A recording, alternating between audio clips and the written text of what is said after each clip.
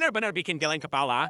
Poros mobil patah sih masih bisa dimaklumi, tapi kalau kunci pas sebesar ini bisa rusak seperti itu, benar-benar sulit dipercaya. Soalnya, kunci pas ini warisan turun-temurun dari generasi sebelumnya, dan kalau beli, baru harganya juga lumayan mahal. Jadi pria bernama Luhut ini memutuskan untuk mencoba memperbaikinya ke bengkel Mr. Lauba. Dan siapa sangka, Mr. Lauba benar-benar mau menerima perbaikan itu. Dengan harga cuma Rp1.000 saja. Ironisnya, di luar sana yang rusak jauh lebih besar dari kunci pas. Tapi hendak napata satupun dibawa ke bengkel. Karena bentuk kedua ujung kunci pas ini cukup rumit. Sebelum memperbaiki, Mr. Alba harus mengukur dengan teliti, mulai dari lebar bukaan, sudut, hingga dimensi keseluruhan.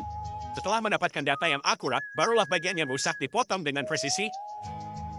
Untuk menjaga kekuatan kunci secara keseluruhan, ia memutuskan menggunakan sebongkah besi padat, lalu menyalin bentuk kepala kunci pas lama secara 1:1. Kalau semua proyek negeri ini diukur seakurat Mr. Laoba mengukur baut, mungkin yang bolong bukan lagi anggaran, tapi rasa percaya rakyat. Namun, karena ketebalan besi pengganti berbeda jauh dari aslinya, Mr. Laoba harus mengikis permukaannya sedikit demi sedikit agar ketebalannya sama persis. Disinilah tantangan sesungguhnya dimulai. Meski bentuk bukan kunci sudah tergambar jelas, bagian tepi yang tidak beraturan masih menyisakan banyak logam berlebih. Dalam kondisi alat dan bahan terbatas, ia tetap tenang, sabar, tak mudah tersinggung oleh hasil kerja kerasnya sendiri. Kalau Mr. Lauba hidup di zaman sekarang, mungkin dia satu-satunya yang tak akan marah dijadikan meme. Karena bagi dia, dijadikan meme berarti hasil karyanya diingat, bukan dicemooh. Sayangnya, tak semua punya mental baja sekeras logam yang ia bubut. Alih-alih menggunakan mesin voice seperti biasa, Mr. Lauba memilih memanfaatkan mesin bubut untuk perlahan mengikis bagian logam yang tidak perlu. Gerakannya halus tapi pasti, dan efisiensinya luar biasa. Tak butuh waktu lama, sisa logam di sekeliling berhasil dibersihkan.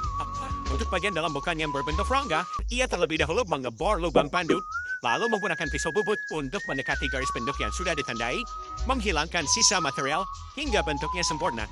Dan di sini perbedaan paling jelas, Mr. Laoba bekerja berdasarkan tanda yang ia buat sendiri, bukan tanda tangan orang lain. Setelah itu, ia memotong sisa pinggiran luar yang tidak diperlukan, hingga akhirnya bentuk dasar kepala kunci baru terlihat jelas. Meskipun masih ada beberapa detail kecil yang sulit dikerjakan di mesin bubut, Mr. Lauba menyempurnakannya menggunakan mesin partai gerinda dengan sangat hati-hati. Tahap terakhir, kepala kunci baru disambungkan ke gagang lamanya dengan teknik pengelasan 360 derajat tanpa celah, memastikan hasil sambungan kuat dan rapi. Setelah melalui proses penghalusan dan pemolasan akhir, kunci pas warisan itu kembali seperti baru, sementara di luar sana, yang meretak bukan besi, tapi janji, dan sayangnya, tak ada tukang las ahli Mr. Laoba untuk menyatukannya kembali. Mr. Laoba pun menutup hari dengan senyum puas, sekaligus mengantongi Rp1.000 sebagai upah dari keahlian temannya yang luar biasa. Karena di dunia Mr. Laoba, hasil kerja diukur dari kekuatan sambungan, bukan dari seberapa tebal laporan pencapaian.